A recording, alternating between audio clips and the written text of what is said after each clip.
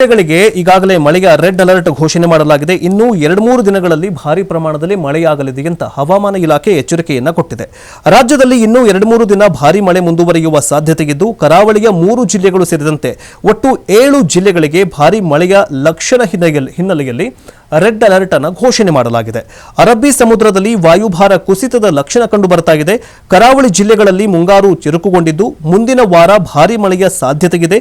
ಹೀಗಾಗಿ ಮೇ 21, 22ಕ್ಕೆ 3 ಜಿಲ್ಲೆಗಳಿಗೆ red alert ಘೋಷಣೆ ಮಾಡಲಾಗಿದೆ. ಹಾಗಾದ್ರೆ ರೆಡ್ ಅಲರ್ಟ್ ಘೋಷಣೆ ಮಾಡಲಾಗಿರುವಂತಹ ಜಿಲ್ಲೆಗಳು ಯಾವುವು ಅಂತ ನೋಡ್ತಾ ಹೋಗೋದಾದ್ರೆ, ಚಿಕ್ಕಮಗಳೂರು, ಶಿವಮೊಗ್ಗಕ್ಕೆ ಮುಂದಿನ ದಿನಗಳಲ್ಲಿ ಮತ್ತು ಹಾಸನ ಮತ್ತು ಬೆಳಗಾವಿ, ಹಾಸನ ಮತ್ತು ಕೊಡಗು ಜಿಲ್ಲೆಗಳಲ್ಲಿ ಮುಂದಿನ 24 ಗಂಟೆಗಳವರೆಗೆ ರೆಡ್ ಅಲರ್ಟ್ ಘೋಷಣೆ ಮಾಡಲಾಗಿದೆ.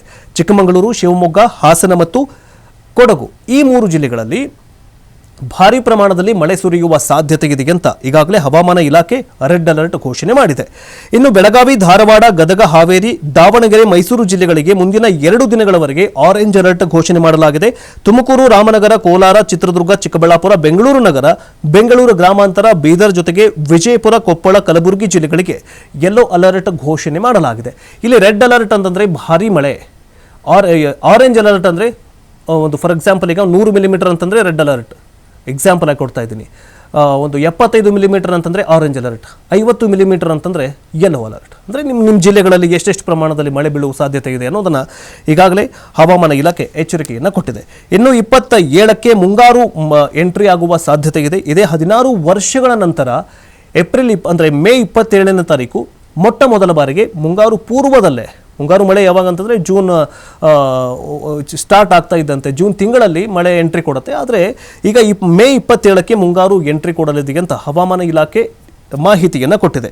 ರಾಜ್ಯಕ್ಕೆ ಮೇ 27 ಅಥವಾ 28ರ ವೇಳೆಗೆ ಮುಂಗಾರು ಪ್ರವೇಶಿಸುವ ಸಾಧ್ಯತೆ ಇದೆ ಅಂತ ಹವಾಮಾನ ಇಲಾಖೆ ತಿಳಿಸಿದೆ. ಸಾಮಾನ್ಯವಾಗಿ ಜೂನ್ 1ರ ವೇಳೆಗೆ ಕೇರಳ ಮುಂಗಾರು ಪ್ರವೇಶ ಮಾಡಲಿದ್ದು, ಜೂನ್ ಮೊದಲ ವಾರದಲ್ಲಿ ರಾಜ್ಯಕ್ಕೆ ಬರುತ್ತೆ.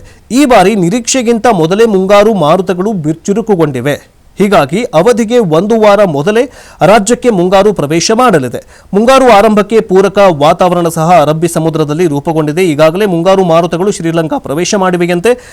ಮೇ 25ರಂದು ಈ ಮೇ 25ರ ಒಳಗೆ ಲಕ್ಷದ್ವೀಪ ಮತ್ತು ಕೇರಳ ರಾಜ್ಯವನ್ನು ಪ್ರವೇಶ ಮಾಡಲಿವೆ. ಹೀಗಾಗಿ ಜೂನ್ 2ಕ್ಕೆ ರಾಜ್ಯಕ್ಕೆ ಮುಂಗಾರು ಮಾರುತಗಳು ಎಂಟ್ರಿ ಕೊಡಲಿದೆ. ಜೊತೆಗೆ ದೇಶಾದ್ಯಂತ ಜೂನ್ 8ನೇ ತಾರೀಕು ಮುಂಗಾರು ಅಬ್ಬರ ಶುರುವಾಗಲಿದೆಯಂತೆ.